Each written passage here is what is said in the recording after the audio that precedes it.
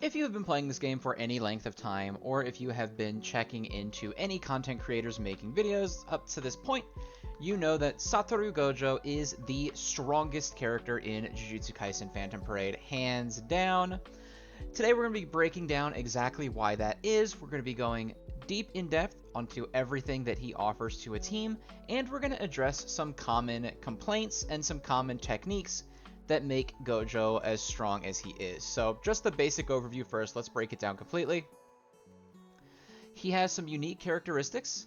So he leaves the field after 7 turns, so after the 7th turn occurs, Gojo will leave. He just leaves the area, it counts as him dying.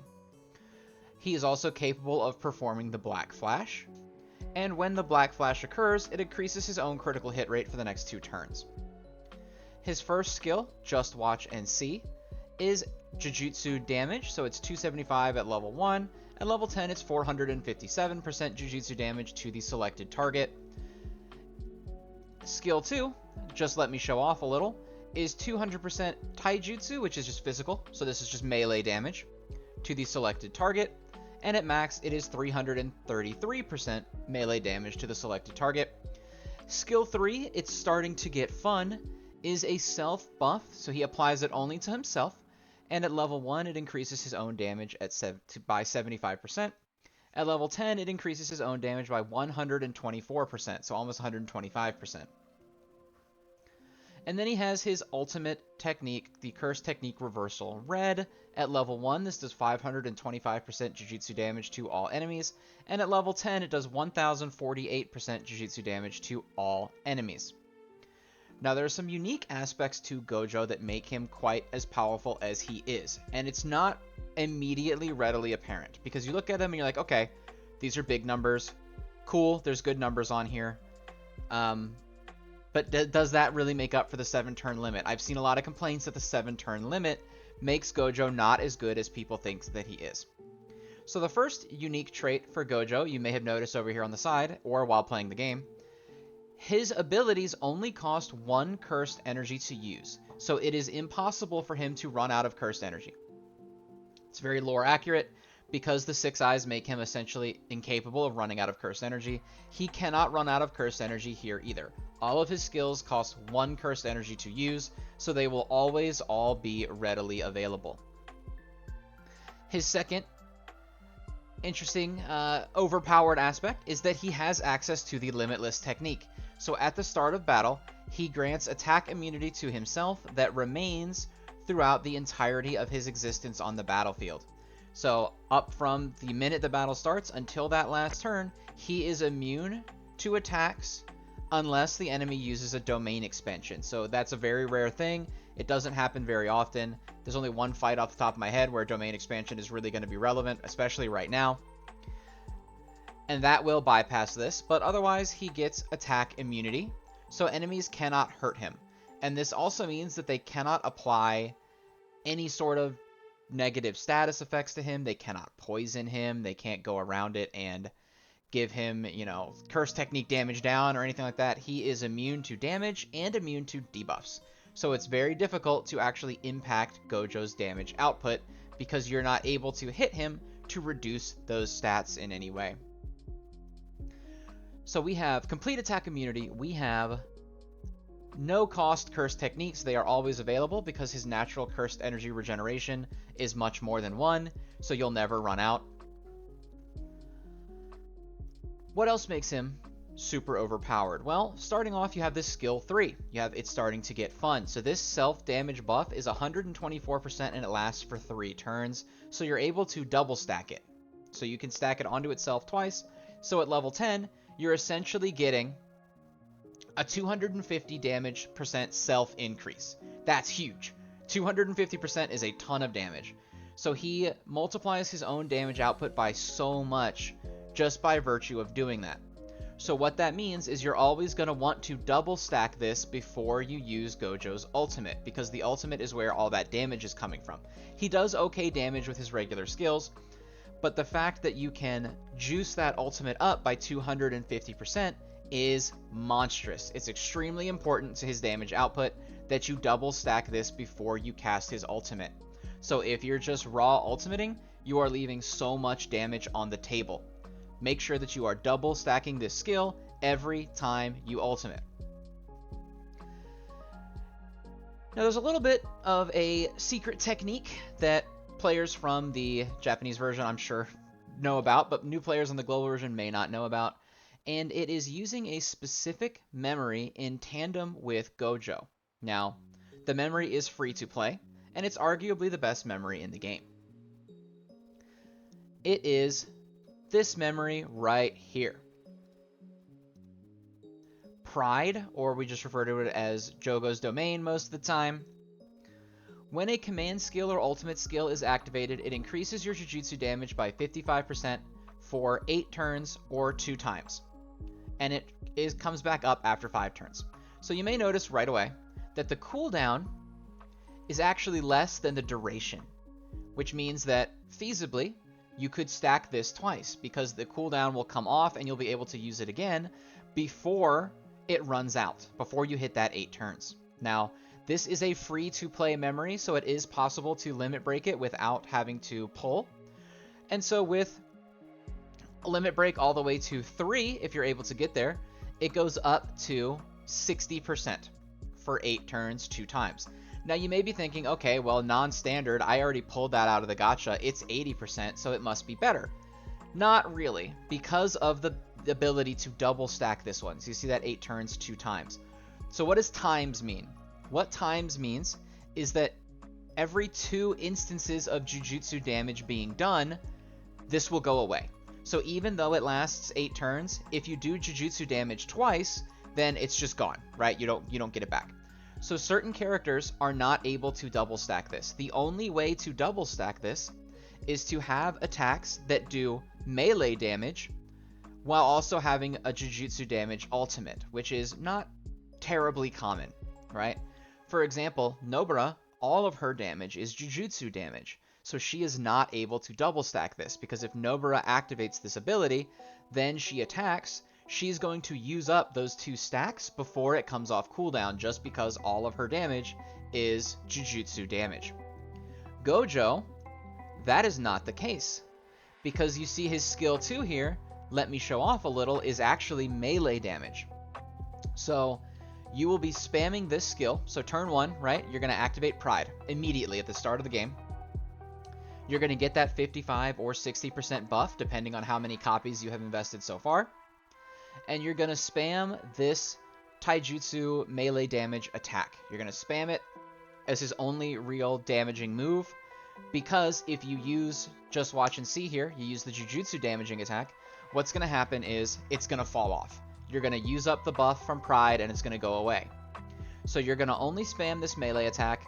Now, because you're using the melee attack, it also has a chance of activating the Black Flash, because Black Flash abilities can activate if they make physical contact. His Jujutsu attack does not make physical contact, so it cannot Black Flash. But the skill that you're going to be spamming can Black Flash, so if you get lucky, you can proc a Black Flash and get an increase to his critical hit rate for the next 2 turns also. It's not the most common thing ever, like, it's not something you're aiming for, but it's just a nice little perk. So Gojo is now sitting at a 55 to 60% buff from Pride. You're spamming this attack, and now it's time to get ready for his ultimate, okay? So in addition to that 55 to 60% you're getting from the recollection bit, now you are ready to double stack. It's starting to get fun twice. So now you're looking at 250% from his self buff, as well as 110 to 120% damage from his recollection bit. So 250% and then an additional 120%, you're looking at a 370% damage increase on the outgoing damage from that ultimate. Gojo is without a doubt the most powerful character in the game because of his synergy with that not many characters can take advantage of, as well as the access to that self buff. He is just covered in buffs even without support characters. So even if you don't use Yaga, you don't use Nanami, you don't use Momo, you don't use anybody who can increase their party members' damage at all, right? You're rocking 4 straight DPS. That's a bad team. You shouldn't do that. But even if you do, now you're looking at a situation where even without all of those characters, Gojo can increase his damage output by 370% between the self buff and between the recollection bit. That's a huge amount of damage, right? It's an insane amount of damage. Combine that with the fact that he cannot be debuffed thanks to the Limitless, and you're looking at the fact that no enemy can stop him from doing that damage. You're not going to be in the middle of a match and get blitzed and killed because the enemy, rushes Gojo first. Can't happen. You're not going to be in a position where his buffs are getting reduced because the enemy is applying debuffs to him. Can't happen. He is immune to those situations. Now, a character that is completely immune to all damage and all debuffs, that it can increase his own damage by 250%, as well as an equip that buffs it by another 120%, is extremely broken, right? That is why this urgent business exists. Only lets him last for 7 turns. Once it expires, he leaves the field. Now, important to note that if you get the kill on his final turn, so let's say you use the ultimate, it does, a bajillion damage, the enemy dies, but it's on the last turn that Gojo would have survived, he will not leave. It will not count as you running out of time. So even though you technically ended your turn on Gojo's final turn, because the battle ended, it does not proc his leaving until the start of the next turn. So technically on turn 8, he goes away. So you don't have to worry about him leaving and ruining it if you ult too late. As long as he is on the field when the battle ends, he counts as still being alive. Now, a big complaint that I have seen is that domain exploration, the survival mode where you go through 5 different stages, is not tailored to Gojo. And I think that that's both partially true and partially not true. So for people who use domain or who have seen domain exploration, what it is a series of 5 battles in which you kind of have to fight through weaker waves until you get to a final boss. And the turn counter does not reset in between stages. So when you clear the first stage, if you clear that in 1 turn, you start the second stage at turn 2. So even though you leave and have to go back in as if you're starting a new battle, it doesn't actually reset the turn counter. Which means that if you're using Gojo to clear all these little baby waves, by the time you get to the boss, he will not be ready anymore, right? He'll be out of time. You won't be able to set him up and kill. So that is a problem. But you're not really taking domain exploration's inherent design into account if you're taking Gojo in the front.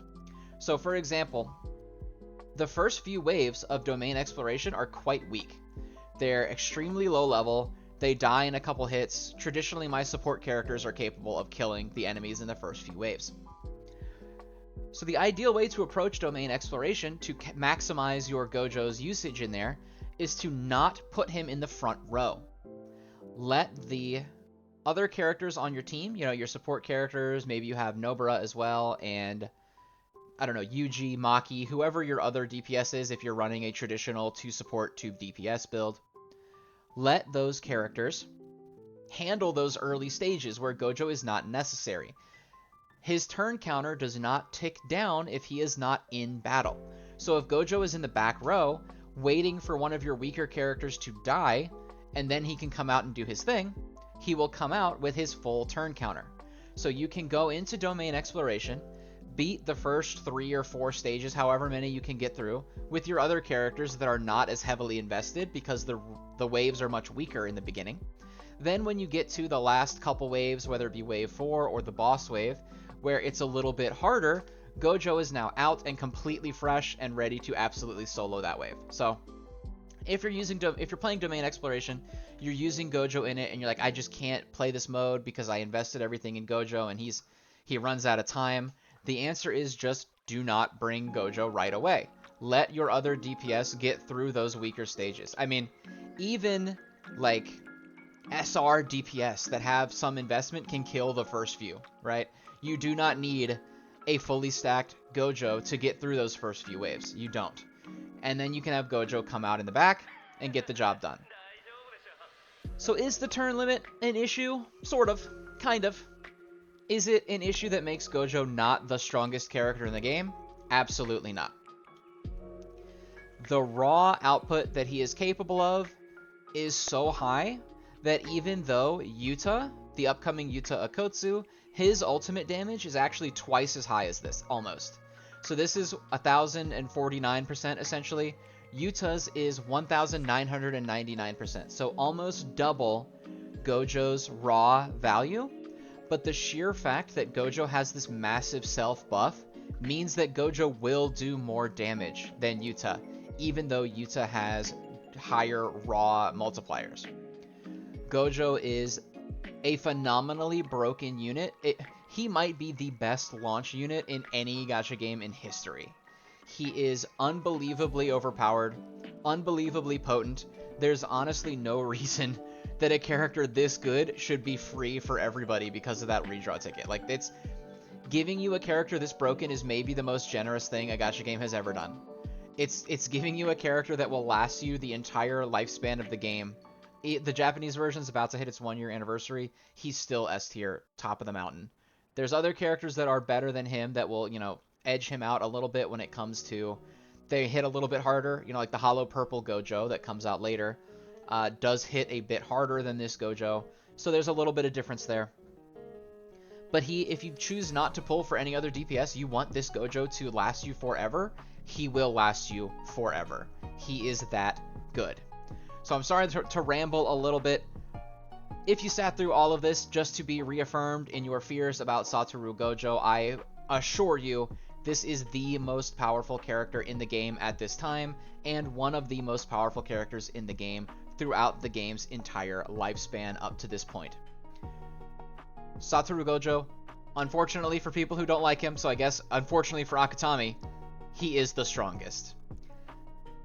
So if you sat here listened to my rambling this whole time, I would super appreciate it if you gave me a sub. Just a quick little sub button. Real easy to click. And it will alert you when I make some new videos. I got a lot of comments on my last video that my advice about selling the event recollection bits for summon tickets was too late. People didn't see it in enough time. And I had already made a video explaining that a couple days prior. So go ahead and give me that subscription to make sure that you do not miss any important insider info like that, stuff that you are absolutely going to want to know going into the future. Give us a like, give us a subscription, give us a follow, all that good stuff. And I will see you in the next one.